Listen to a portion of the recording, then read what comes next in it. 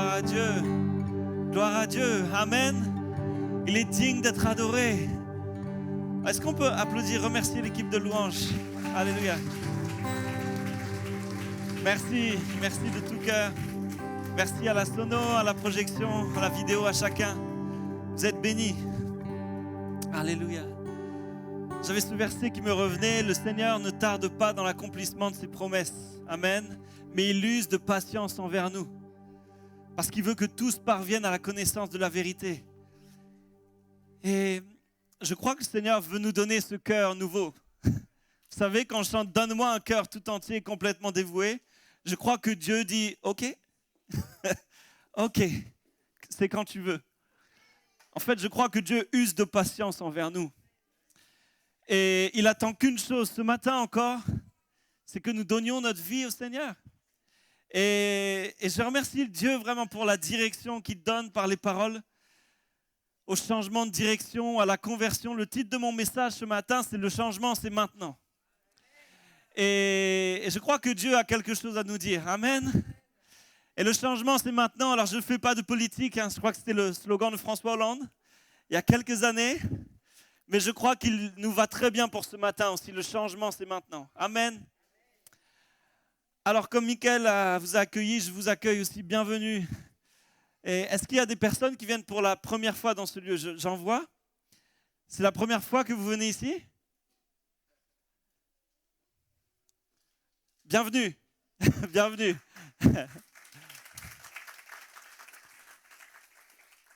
Est-ce que vous parlez français? You speak French? Comme ci, comme ça. Ok, d'accord. Alors le Seigneur va vous parler directement. Alléluia. Soyez les bienvenus. Est-ce qu'il y a d'autres personnes qui viennent pour la première fois ici? Par là. Bienvenue. Bienvenue. Est-ce qu'on peut applaudir? Alléluia. Comment vous vous appelez? Quelqu'un peut me dire? Favor. Favor. Favor. Ok, bienvenue.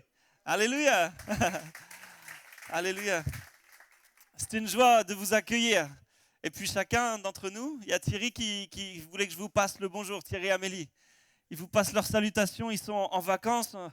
Et là, ils sont sur Paris, ils sont sur la route du retour. Et on prie pour eux, on les bénit. Puis on pense à tous nos bien-aimés qui sont aussi en vacances. Que le Seigneur les garde, les conduise. Alléluia. Et qu'il accorde le repos nécessaire. Alors, voilà, ce matin, le thème du message, c'est le changement, c'est maintenant. Et je suis un peu chamboulé encore parce que le Seigneur a apporté. J'aimerais reprendre un petit peu les paroles qui ont été données. Premier message que j'ai entendu, c'est un appel à la conversion. Mickaël a porté cette parole. Et on parlait récemment dans ce lieu, on en parle régulièrement en fait de la conversion, c'est un message important. Et parfois on se dit mais j'ai accepté le Seigneur, je l'ai accepté dans ma vie, je suis converti. Et c'est vrai qu'il y a un moment, je crois qu'on doit tous se souvenir de ce moment où on a accepté le Seigneur, où clairement il y a un avant et un après. Amen. Il y a un avant et un après, c'est très clair. J'aimerais même te dire que il faut que tu comprennes qu'il y a cet avant et cet après. Si tu vis ta vie avec le Seigneur, mais de la même manière que tu vivais dans le monde avant, je crois qu'il y a un problème. Je crois que ce n'est pas possible. En revanche, je crois au cheminement. Ça, il n'y a pas de souci. Il y a un cheminement dans la vie du chrétien. Des fois, c'est fulgurant, on voit un changement, c'est radical. Et puis parfois, ça se fait petit à petit. Ça, ce n'est pas un problème. Mais on doit manifester les fruits, alléluia, du changement de vie. De ce que Jésus vit en nous, par son esprit. Amen. Et alors, on va lire ensemble un passage qui se trouve dans le livre de Nombres, chapitre 33, du verset 50 à 56. Le contexte un petit peu, c'est que Moïse, il écrit ce livre dans le désert.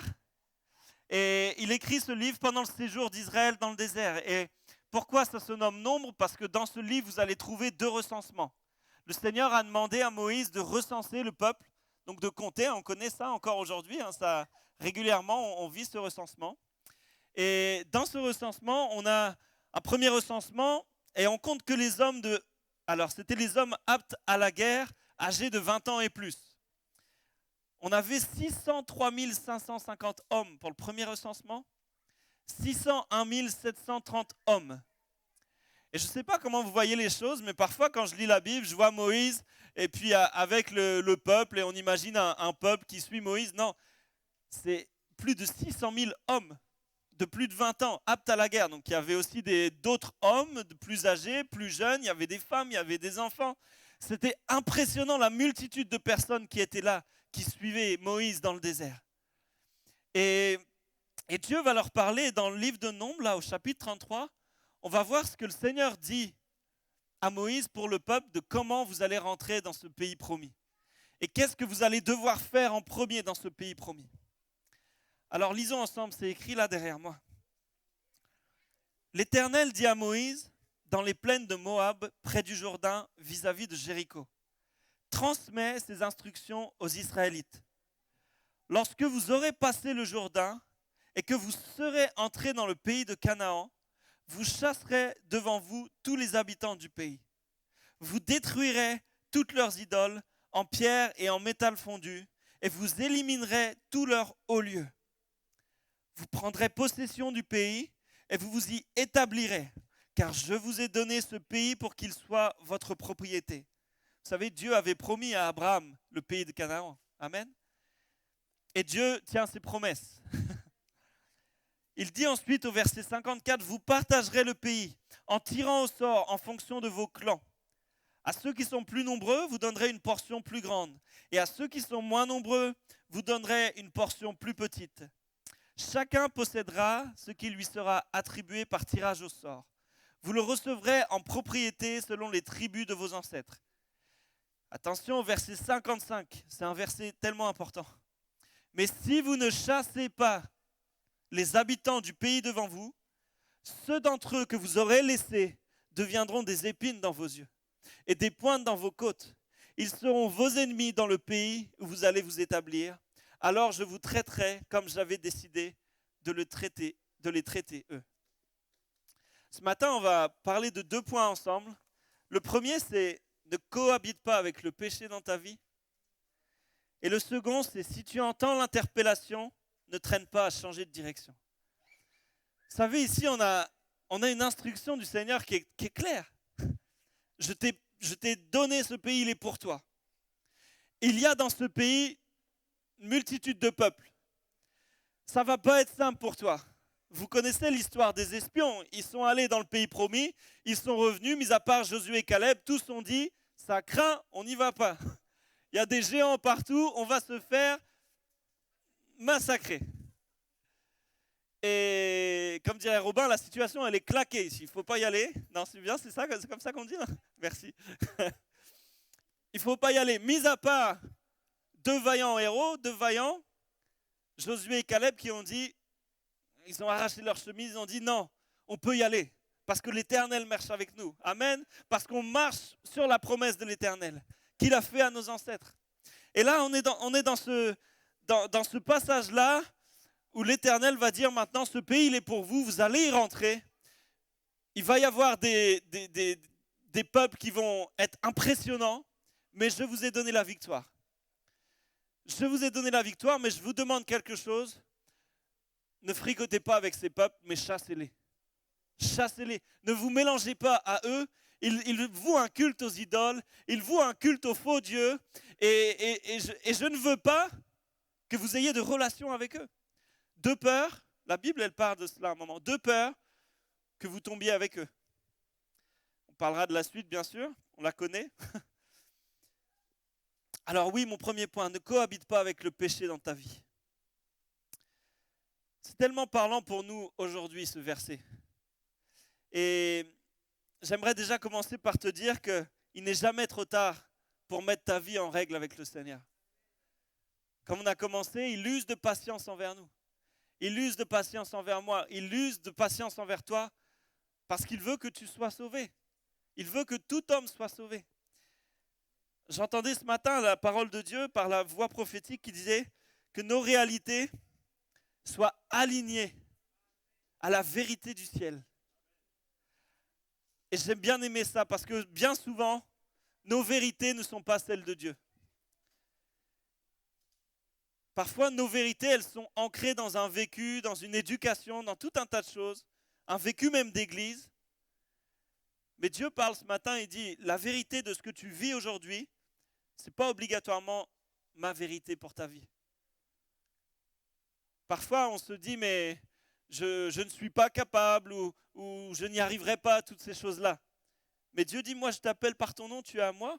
Et si je veux que tu ailles là, tu iras là et tu seras vainqueur parce que je marche avec toi. Amen. À tellement de reprises dans la parole de Dieu, on voit des hommes de Dieu, des femmes de Dieu qui sont faibles. Et ça, on peut complètement s'identifier. On voit des Moïse, on voit des Josué. On est en plein dedans. Hein. Qui viennent devant le Seigneur avec tout un tas d'excuses, mais le Seigneur dit non, c'est bien toi que j'appelle. Et ce matin encore, le Seigneur te dit, c'est bien toi que j'appelle. J'espère que tu n'es pas venu, tu n'es pas venu dans ce culte ce matin de manière religieuse. Comment tu as vécu la louange ce matin? Ça a été? C'était bon? Tu as passé un bon moment avec le Seigneur? Et comment ça se passe ce soir? Ça va continuer? Amen. Et demain aussi? Mardi, on pose ouais. Mercredi, je vais faire la semaine. Hein. C'est une question de jour après jour. Hein. Amen. C'est pas que le dimanche. Parce que vous savez, on peut faire beaucoup de bruit dans ce lieu. On peut lever les mains et c'est très bien. Mais l'homme regarde à ce qui frappe les yeux, mais le Seigneur, il regarde au cœur.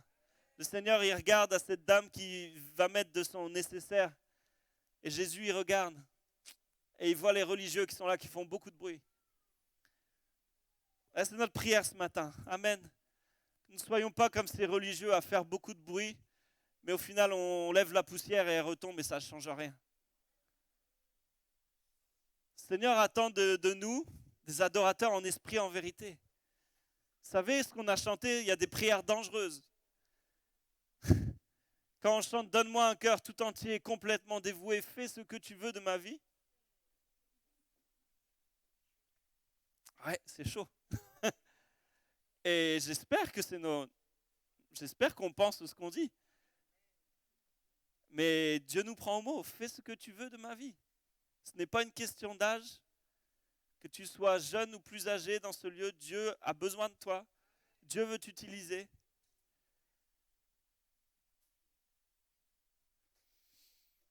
Seigneur. Mais si vous ne chassez pas les habitants du pays devant vous, ceux d'entre vous que vous aurez laissés deviendront des épines dans vos yeux et des pointes dans vos côtés. Le terme chasser ici, si vous ne chassez pas, c'est le terme ilil en hébreu. Et on retrouve ce terme à plein d'endroits dans l'Ancien Testament, mais on le trouve particulièrement dans Genèse 1, verset 4, c'est affiché. C'est écrit, Dieu vit que la lumière était bonne et Dieu sépara, ifil, la lumière d'avec les ténèbres. C'est-à-dire que Dieu dit, vous allez chasser ceux qui sont devant vous et vous allez les chasser et ça va être tellement flagrant, aussi flagrant que comme moi, j'ai séparé la lumière d'avec les ténèbres. En gros, ça veut dire qu'il n'y a aucune cohabitation possible entre le jour et la nuit, on est d'accord? Quand le jour se couche, la nuit arrive, mais on me chantait une chanson quand j'étais gamin, ça disait « Le soleil a rendez-vous avec la lune ». Vous connaissez ça? Mais la lune ne le sait pas, et le soleil l'attend, la lune est là, la lune est là. La lune est là, mais le soleil ne le sait pas. Non, c'était ça. Tu connais Christopher? Ben oui, parce qu'il n'y a pas de cohabitation possible entre la lumière et les ténèbres. Quand le Seigneur dit au peuple, vous chasserez ces idolâtres, ça veut dire que vous ne pouvez pas cohabiter avec eux. Si vous le faites, moi je me retirerai de cela parce que je ne peux pas cohabiter avec les ténèbres. Il faut être radical avec le péché dans nos vies. Et parfois, ça se fera sans trop de peine. Parfois, ça sera parce qu'on est fort ou faible, j'en sais rien. Mais parce qu'il y a des moments où on tient bon, où c'est plus simple que d'autres moments. Et il y a des moments où c'est compliqué, je vous l'accorde. Et quand c'est compliqué, je nous encourage à ne pas rester seuls dans notre coin. Mais bien souvent, c'est ce qu'on a envie de faire. Le premier réflexe, quand les choses ne vont pas très bien, vous avez remarqué, ce n'est pas de prier souvent, C'est pas d'aller vers l'autre en disant, vers le frère, la sœur, en disant j'ai besoin d'aide. C'est pas trop d'aller vers le Seigneur, mais c'est de se cacher et de fuir et de se mettre dans son coin. Mais le Seigneur ne désire pas ça. Je ne sais pas ce matin dans quel état d'esprit tu es. Si tu es en mode fuite, en mode je me cache, en mode Jonathan ne m'interpelle pas ce matin, encore plus Saint-Esprit ne m'interpelle pas ce matin, mais il est plus redoutable, hein, c'est certain. Mais ne te cache pas. Ne te cache pas ce matin. Au contraire, sois radical avec le péché. Vous savez, dans la Bible, on parle souvent, ce verset revient, cette expression revient souvent les uns les autres. C'est tellement important les uns les autres. Ce matin, on a commencé par chanter « Nous sommes une famille unie d'un même esprit ». Et je parlais à quelqu'un récemment, et il me disait « Mon frère, il n'y a pas de souci, je peux voir mon frère. Je peux lui dire bonjour, je peux lui dire comment tu vas, on peut avoir une discussion ensemble. » Mais il me disait « Je ne suis pas aligné à mon frère. Pas de nouvelles de lui pendant 3, 4 ans, 5 ans, pas de problème. » Il revient, il m'appelle, ça va bien, etc. Moi, ça me glace d'entendre ça. Et ça me fait de la peine parce que le Seigneur veut pour cette personne une autre relation avec son frère. Il veut autre chose, il veut de la restauration. Vous savez, parfois dans l'église, enfin je ne vais pas l'amener comme ça, je veux dire, dans l'église, il ne faut pas qu'on vive ce genre de relation. Ce n'est pas possible. Alors il y a du monde, on ne peut pas connaître tout le monde tout le temps, on ne peut pas manger ensemble tous les jours, il n'y a pas de souci. Mais on peut cheminer ensemble et apprendre à se connaître réellement. Le sabbat du dimanche matin, il ne suffit pas. Il ne suffit pas. Il faut qu'on aille plus loin dans la relation. Et d'avance, mes excuses pour ceux que je connais très peu et avec qui j'ai eu très peu de relations. C'est certain, j'aimerais avoir plus de relation avec chacun ici. Parce que j'ai à connaître de chacun d'entre vous et vous avez sûrement à connaître d'un peu de moi. Et vice-versa, on a chacun à connaître des uns des autres. C'est ça l'Église. Amen. Moi, je suis content d'entendre René et Patricia. Hop, tu m'envoies un petit texto. Ils ont pris la guitare dans la rue. C'était hier, avant-hier, vendredi. Ils ont pris la guitare, ils sont allés parler du Seigneur, distribuer quelques évangiles pendant 5 heures. Ah, c'est pas 10 minutes, hein. Et puis, moi, je suis content d'entendre cela. Parce que j'entends une foi qui est vivante, qui est vraie. Au point même que le zèle de ta maison me dévore. Seigneur, ça me dévore, le zèle de l'évangile de paix. J'ai envie d'aller annoncer. Priez avant. Ah ouais. Alors, allez voir René et Patricia. Je vous encourage. Si vous voulez être un peu encouragé et boosté, ça va le faire. Si nous sommes appelés à vivre selon ce que nous ressentons, ça ne va pas marcher. Nous sommes appelés à vivre par la foi. Tes réalités humaines, elles sont tes réalités, mais le Seigneur a d'autres réalités pour toi. Et ne te conforme pas au siècle présent, mais vois au-delà. Vois ce que le Seigneur dit de toi et ce qu'il veut pour ta vie. Juge 2, ça nous dit cela au verset 16. L'Éternel fit surgir des juges afin qu'ils les délivrent de ceux qui les dépouillaient. Mais ils n'écoutèrent même pas leurs juges, car ils se prostituèrent à d'autres dieux en se prosternant devant eux. Ils se détournèrent bien vite de la voie qu'avaient suivi leurs ancêtres et ils n'obéirent pas comme eux au commandement de l'Éternel. Alors là, on a la suite de ce que Dieu a dit dans Nombre. Dieu a dit, vous allez rentrer dans le pays promis, vous allez les chasser et je suis avec vous. Je vous ai promis ce pays. Si vous lisez tout le livre de Juges, on parle des 6 cycles d'apostasie et en fait, c'est ce moment qui revient perpétuellement où les Israélites viennent vers le Seigneur, ils demandent pardon, Dieu pardonne, et puis il y a un temps de paix, et puis après, ils se tournent vers d'autres dieux, etc. C'est ce qui s'est passé. Le Seigneur a dit, vous allez rentrer dans ce pays promis, vous allez chasser ces peuples-là, et vous serez en paix. Qu'est-ce qu'ils ont fait? Eh bien, ils ont fait ce qui est écrit ici dans Juge. Ils se prostituèrent à d'autres dieux, en se prosternant devant eux. Ils se détournèrent bien vite de la voie qu'avaient suivi leurs ancêtres. Moi, je trouve que, encore une fois, il y a une ressemblance avec ce qu'on vit encore aujourd'hui. Ça m'est arrivé, moi, de lire la parole de Dieu et de me dire, purée, ce peuple, il avait vraiment la tête dure, le cou raide.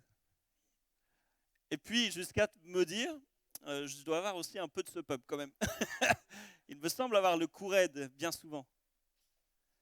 La chance qu'on a aujourd'hui, la grâce plutôt qu'on a, c'est d'avoir l'Esprit de Dieu en nous. Amen. Jésus est mort à la croix, ressuscité, il nous a promis le Saint-Esprit. Mais vous recevrez une puissance et le Saint-Esprit est venu. Et il fait sa demeure en nous. Donc nous ne sommes plus seuls. Et ça, c'est un atout majeur pour nous, pour aujourd'hui. Pour résister à la tentation.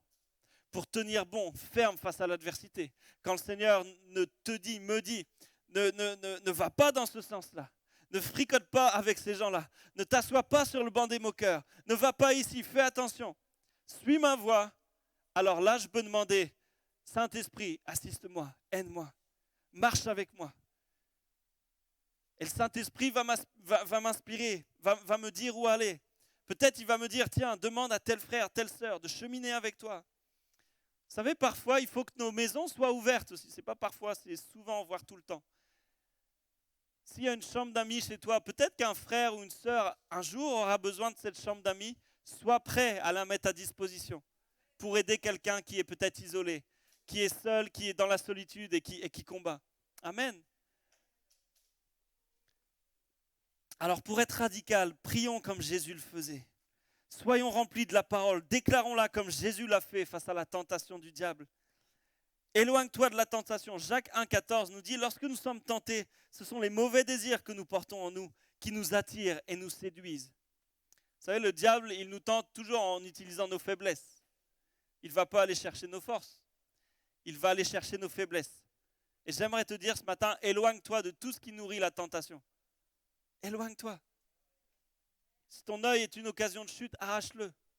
Enfin, pas littéralement, mais vous comprenez le sens. Éloigne-toi. Résiste.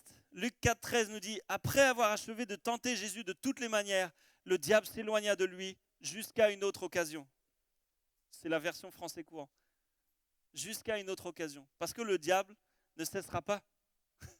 Tant qu'on est sur cette terre, il ne cessera pas de venir comme par vague, essayer de nous tenter. Et nous, on peut lui dire ce matin, nous ne cesserons pas de résister. Amen. Résistez au diable, il fuira loin de vous. Nous ne voulons pas cesser de résister. Nous voulons marcher en rang serré. Alléluia. Parce qu'on est plus fort en rang serré. On est plus fort unis. C'est la force de l'Église. C'est pour ça que Jésus a voulu l'Église. C'est pour ça que Dieu a désiré l'Église dans son cœur. Alors, si tu entends l'interpellation, ne traîne pas à changer de direction. Et on va regarder à l'exemple de Samson. Samson, vous pouvez trouver son histoire dans le livre des Juges, chapitre 13 à 16. Elle est incroyable, l'histoire de Samson. Il a une force extraordinaire. Il a fait le vœu de naziréen, vous savez. En fait, dès le début, il a été consacré. Je l'ai quelque part. Je vais pas, c'est dans Juges 13. C'est écrit que le rasoir ne passera pas sur sa tête, parce que cet enfant sera consacré à Dieu dès le ventre de sa mère. Ce sera lui qui commencera à délivrer Israël de la domination des Philistins. Dès sa naissance, il est consacré. Dès sa naissance, il y a quelque chose qui repose sur la vie de Samson. On sait que Samson a été juge en Israël pendant plus de 20 ans. Mais quand on lit l'histoire de Samson, c'est incroyable comme il est fragile d'une certaine manière. Le Seigneur a déposé sur sa vie une force incroyable. Et il l'appelle. Mais, excusez-moi le terme, mais un peu à la première grenouille qui passe, Samson, il tourne un peu de l'œil. Et puis il va vers ses parents, je ne l'ai pas écrit ici, mais je me souviens qu'il va vers son père et sa mère. Il dit, voilà, je désire cette femme. Et ses parents disent, mais tu ne peux pas prendre une femme de notre peuple comme Dieu l'a toujours demandé. Non, Samson, il veut une étrangère. Ça me rappelle encore l'histoire d'avant. Non, n'accepte pas l'étranger. Ah, on se comprend dans ce que je dis. Hein. N'accepte pas les faux dieux. N'accepte pas le compromis avec le péché. Alors, on est tous étrangers dans ce monde, ça c'est différent. Hein. Mais n'accepte pas le compromis. Samson, il a eu des occasions pour changer de direction, mais malheureusement, il s'est cru plus fort. Il s'est cru plus fort, il s'est cru invincible, et effectivement, il était fort. Mais il y a une erreur, c'est qu'il faut chasser les mauvaises habitudes. Il faut combattre, il faut chasser les mauvaises pensées. Il faut combattre, il faut tenir bon. Et je sens que ce matin, je veux vraiment insister là-dessus. Tu dois tenir bon. Ne te laisse pas aller. Tu dois tenir bon. Tu dois continuer à combattre. Tu dois trouver peut-être des compagnons pour combattre dans la prière. Parce que le diable vient comme un lion rugissant, cherchant qu'il dévorera. Et s'il te trouve fatigué, s'il te trouve en bout de course, il n'hésitera pas une seconde à te dévorer. Et on sait comment ça s'est passé avec Samson. On va lire Juges 13, versets 2 à 5. Il y avait un homme de Tsoréa, du clan des Danites, qui s'appelait Manoach. Sa femme était stérile et n'avait pas d'enfant. L'ange de l'Éternel apparut à la femme et lui dit : « Te voici stérile sans enfant. Tu deviendras enceinte et tu mettras au monde un fils. Maintenant, fais bien attention de ne boire ni vin ni liqueur forte et de ne rien manger d'impur, car tu vas devenir enceinte. Et tu mettras au monde un fils. Le rasoir ne passera pas sur sa tête, parce que cet enfant sera consacré à Dieu dès le ventre de sa mère. Ce sera lui qui commencera à délivrer Israël de la domination des Philistins. » Samson, il est cité parmi les héros de la foi. Mais il enfreint plusieurs règles. Plusieurs reprises, il enfreint des lois divines. Et on continue, Juge 14, c'est écrit : « Samson descendit à Timna et il y vit une jeune fille philistine. À son retour chez lui, il annonça à son père et à sa mère : « J'ai vu une jeune fille philistine à Timna. Prenez-la maintenant pour ma femme. » Son père et sa mère lui dirent : « N'y a-t-il donc pas de femme dans notre tribu et dans notre peuple tout entier pour que tu ailles prendre une femme chez les Philistins, ces incirconcis ? » Samson répéta à son père : « Prends-la pour moi, car elle me plaît. » On est dans Juge 14. Ensuite, dans Juge 16, Samson partit pour Gaza. Il y vit une prostituée et entra chez elle. À plusieurs reprises comme ça, Samson, on a l'impression qu'il fait ce qu'il veut. Mais tu sais, ça marche un temps, ça. Peut-être, tu crois en tout cas que ça marche un temps. Mais ça ne marchera pas tout le temps. Parce qu'il y a un temps où Dieu intervient. Il y a un temps où Dieu parle et les choses s'arrêtent. Et ce matin, je crois qu'il y a un temps nécessaire à revenir au Seigneur, à revenir à Dieu, à plier le genou devant lui. Alors que je préparais ce message, j'avais comme ce mot, il y a de la résistance ce matin, mais pour les mauvaises choses. Vous savez, le peuple français est connu pour résister. Hein. Et je crois que c'est comme ancré en nous, en France, comme dans notre ADN. On est des résistants. On résiste à tout. Mais s'il y a bien une chose, une personne, un Dieu auquel on ne doit pas résister, c'est notre Dieu. Ne prends pas le risque de résister à Dieu ce matin. Ne prends pas ce risque-là. Abdique devant lui. Reconnais-le comme ton Dieu.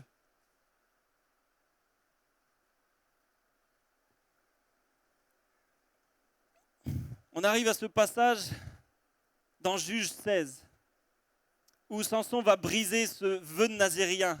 Il est trompé par une femme du nom de Delilah. Alors il est trompé par une femme, mais en même temps il l'a bien cherché quand même. On est d'accord ?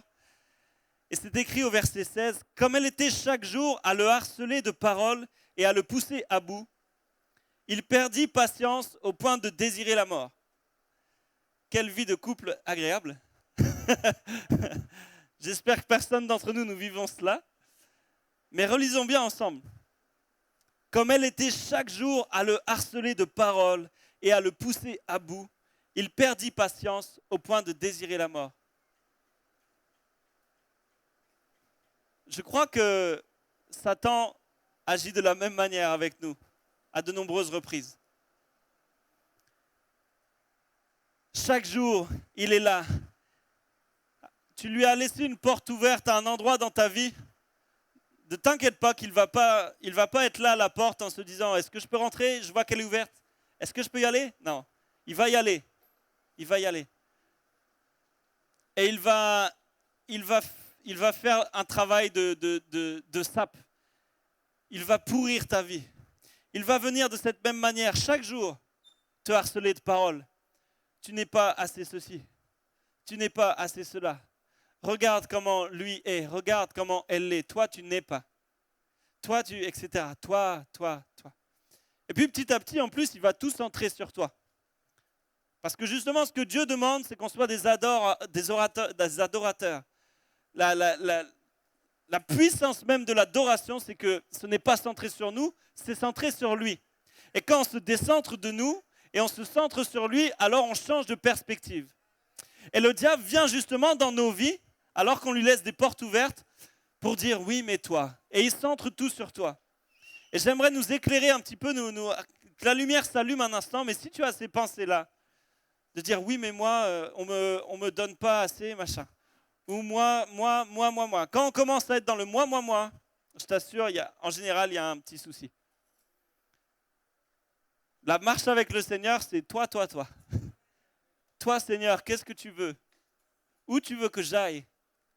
Tu veux que je cherche d'abord ton royaume? Je vais chercher d'abord le royaume de Dieu et sa justice. Toute chose me sera donnée, mais je m'occupe des affaires du Père. Je m'occupe de marcher après toi. Est-ce que tu es dans les moi en ce moment? On va prier ensemble après. Amen. On va prier ensemble. Il y a la pluie du ciel qui commence à arriver. Vous l'entendez? Moi, je l'entends là. Juge 16, comme elle était chaque jour à le harceler de paroles et à le pousser à bout. Le diable cherche à le pousser à bout. Il perdit patience au point de désirer la mort. Il lui ouvrit tout son cœur et il lui dit le secret. Le rasoir n'est pas passé sur ma tête parce que je suis consacré à Dieu depuis le ventre de ma mère. Si j'étais rasé, ma force m'abandonnerait. Je deviendrais faible et je serais pareil à tout autre homme. Verset 18. Voyant qu'il lui avait ouvert tout son cœur, Delilah envoya appeler les princes des Philistins et leur fit dire: montez cette fois-ci car il m'a ouvert tout son cœur. Oui, il y avait eu plusieurs tests avant, lisez. Les princes des Philistins montèrent vers elle et apportèrent l'argent. Ils l'ont payé pour sa trahison. Elle endormit Samson sur ses genoux, puis ayant appelé un homme, elle lui fit raser les 7 tresses de la tête de Samson et commença ainsi à le dompter. Il perdit sa force. Elle dit alors: les Philistins sont sur toi, Samson. Il se réveilla et dit: je m'en tirerai comme les autres fois, je me dégagerai. Ah. Il y a un temps pour tout. Peut-être tu arrives à t'en sortir encore. Peut-être tu arrives à passer par les mailles du filet, comme on dit. Et Samson, c'est ce qu'il a vécu tout le temps. Il a réussi toujours à s'en sortir. Tous les coups fourrés de Delilah, il a réussi à s'en sortir. Il a menti, il a retrouvé la force. Mais là, il avait ouvert son cœur. Et il lui avait dit la vérité. Qu'est-ce qui se passe alors? Je m'en tirerai comme les autres fois, je me dégagerai. Il ne savait pas que l'Éternel s'était retiré de lui. Les Philistins s'emparèrent de lui et lui crevèrent les yeux. Ils le firent descendre à Gaza et l'attachèrent avec des chaînes en bronze. Il dut tourner la meule pour le blé dans la prison. Elle est dingue cette histoire quand même. Samson avait tout pour réussir. Samson avait tout pour lui. Et j'aimerais te dire que si tu choisis le Seigneur, tu choisis de marcher avec lui, tu as tout pour toi. Tu as tout gagné. Tu n'as pas tout gagné sur cette terre. Quoique si, ça commence dès maintenant ici en fait. Mais en plus, tu as tout gagné pour l'éternité. On n'a aucun intérêt à jouer avec le diable. On n'a aucun intérêt à lui ouvrir des portes. On n'a aucun intérêt à marcher d'une manière qui n'est pas digne de celle de Christ. Et je sais que c'est difficile. Je sais que parfois tu dis, mais la tentation, elle est tellement grande. Mais c'est tellement difficile de combattre les pensées. Mais c'est tellement difficile. C'est pour ça qu'il faut être discipliné. C'est pour ça qu'il faut être dur avec soi-même. Quand la Bible, elle dit, on l'a lu tout à l'heure, lorsque nous sommes tentés, non, c'est après.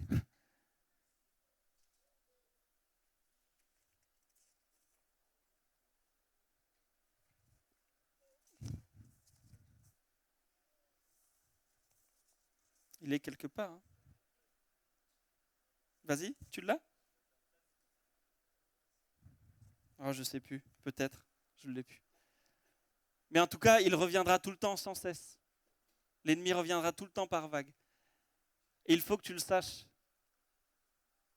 Parce que bien souvent, moi je vois dans des entretiens ou avec les jeunes, ou le moment où ça va mieux, ah ça y est, mais là j'ai fait une expérience avec Dieu, ah, c'est trop fort, ça y est, je suis libéré, je suis complètement, et Amen. D'ailleurs, c'est pas que pour les jeunes. Et Amen. Mais et régulièrement je dis, ok, c'est super, j'ai envie de me réjouir avec toi, mais prends garde quand même. Ok, prends garde parce que le diable est toujours là. Et il viendra retaper à nouveau dans tes faiblesses. Il viendra toujours au même endroit. Si ça marche, il viendra toujours au même endroit. Et le Seigneur va te délivrer ici, et ben le diable cherchera d'autres endroits. C'est comme ça.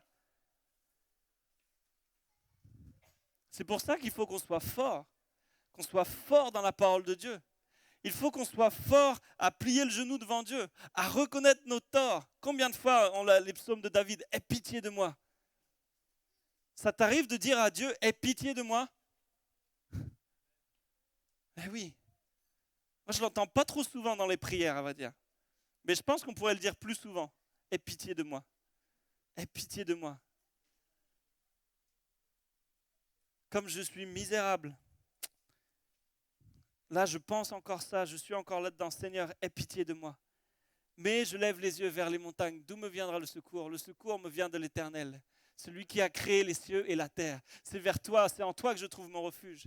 C'est dans le Seigneur que je trouve ma sécurité. C'est dans le Seigneur que je me réfugie. C'est vers le Seigneur que je cours sans m'arrêter, sans regarder en arrière. Amen. Là est notre force. Alors, à la fin de sa vie, Samson, malgré le passé, Dieu répond à sa prière. Amen. Il détruit le temple et les adorateurs. Samson, il perd sa vie. C'est la prière qu'il fait à Dieu. Donne-moi une dernière fois de la force. Il n'est pas indispensable, entends bien, il n'est pas indispensable d'avoir un comportement moralement parfait pour pouvoir parler au Seigneur. Amen. C'est très important. C'est un mensonge quand ces pensées viennent te dire je ne suis pas digne d'aller vers Dieu. Parce que la réponse est que oui, tu n'es pas digne d'aller vers Dieu en fait. Je ne suis pas digne d'aller vers Dieu. Mais je suis rendu digne d'aller vers Dieu par le sacrifice de Jésus à la croix. Et là, ça change tout. Parce que Dieu, il te voit au travers Jésus. Il me voit au travers Jésus. Et quand je viens vers lui les mains sales, Jésus dit, attends, je suis mort pour lui. Je suis mort pour lui à la croix. Et change sa vie. Jésus intercède pour nous, transforme sa vie. Mais alors qu'on vient vers le Seigneur, les mains sales dans le péché, comme Jésus sur terre, il dit, va et ne pêche plus.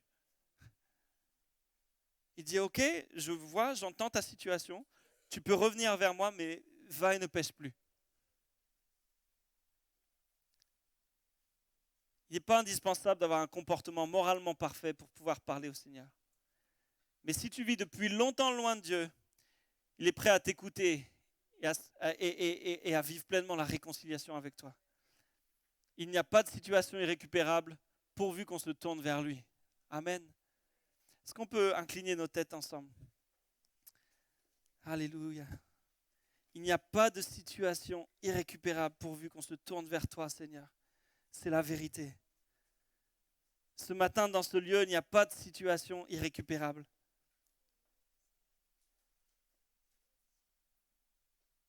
Peut-être l'espoir est plus trop là, mais l'espérance. Nous avons espérance en toi. Nous avons la foi en toi, Seigneur. Humainement, ce matin, peut-être il y a des situations qui sont comme catastrophiques, il y a comme un chemin, on se dit j'y arriverai pas, c'est un sens interdit, je suis bloqué ici, je suis dans une impasse. Mais nous déclarons ce matin que cette situation, déposée tout à nouveau dans les mains du Seigneur, alors l'impossible devient possible. Seigneur, nous te prions ce matin, aie pitié de nous, aie pitié de nous. Quand nous nous sentons si forts de ce que nous sommes, quand tout commence à être centré sur nous, aie pitié de nous. Te demandons pardon, Seigneur, pour les fois où nous avons parlé trop vite, jugé facilement, où nous avons négligé l'autorité établie, où nous avons négligé notre relation avec toi, où nous avons balayé d'un revers de la main des relations avec des frères, des sœurs. Te demandons pardon. Et nous voulons comme revenir vers toi, comme vivre cette repentance, Seigneur. Saint-Esprit, viens nous en aide à chaque jour. Oui, donne-moi un cœur tout entier, complètement dévoué. Oui, fais ce que tu veux de ma vie ce matin. Seigneur, ta parole déclare que tu as un avenir d'espérance devant chacun d'entre nous. Mais dans cet avenir d'espérance, Seigneur, dans ce chemin glorieux que tu as tracé pour chacun d'entre nous, nous ne voulons pas cohabiter avec le péché. Nous ne voulons pas vivre comme le peuple a vécu, et on l'a entendu, sous la domination, sous l'esclavage. Mais nous voulons chasser de parmi nous, nous voulons chasser dans nos vies.